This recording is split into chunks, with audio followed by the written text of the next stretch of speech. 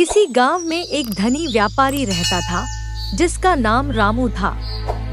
उसके पास ढेर सारी संपत्ति थी, लेकिन उसकी लालच की कोई सीमा नहीं थी। एक दिन रामू को अपने खेत में एक पुराना बर्तन मिला। बर्तन के भीतर एक जादुई चमत्कार था जो उसे इच्छित वस्तु प्रदान कर सकता था।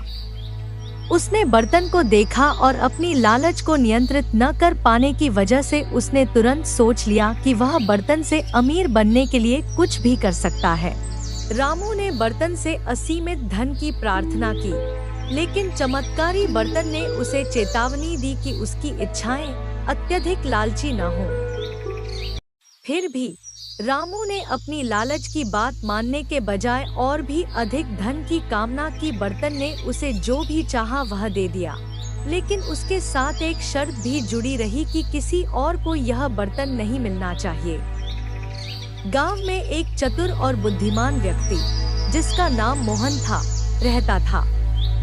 मोहन ने सुना कि रामू के पास जादुई बर्तन है और उसने सोचा कि उसे भी इस बर्तन की शक्ति का लाभ उठाना चाहिए।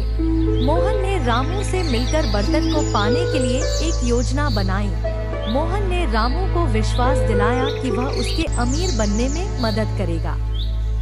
उसने कहा, भाई, मैं जानता हूँ कि तुम अमीर बनने के लिए इस बर्तन का उपयोग करना चाहते हो। मैं तुम्हें एक योजना बताऊंगा जिससे तुम और भी अधिक धन प्राप्त कर सकोगे। रामू ने मोहन की बातों पर विश्वास कर लिया और उसके साथ मिलकर योजना बनाई। मोहन ने सुझाव दिया कि वे बर्तन को एक सुरक्षित स्थान पर छुपा दें ताकि किसी और की नजर न पड़े।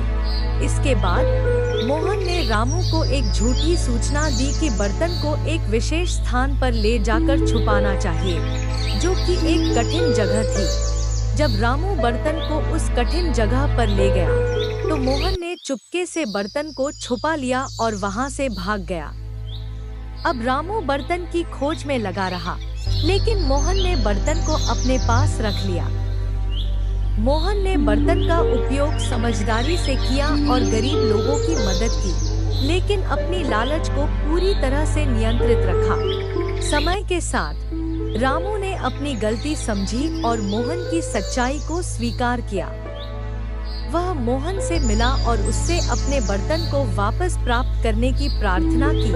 मोहन ने कहा, सच्चे धन और खुशहाली का स्रोत लालच नहीं, बल्कि अपने समाज की मदद करने और अपनी आत्मा को शांति देने में है। रामू ने मोहन की सलाह को मान लिया और अपनी जिंदगी को बेहतर बनाने का संकल्प लिया।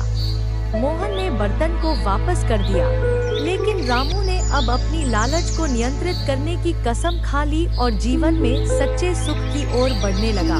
इस कहानी से हमें यह सीख मिलती है कि अत्यधिक लालच से हमेशा हानि होती है और सच्ची खुशी और संतोष केवल दया और समझदारी से ही प्राप्त होती है।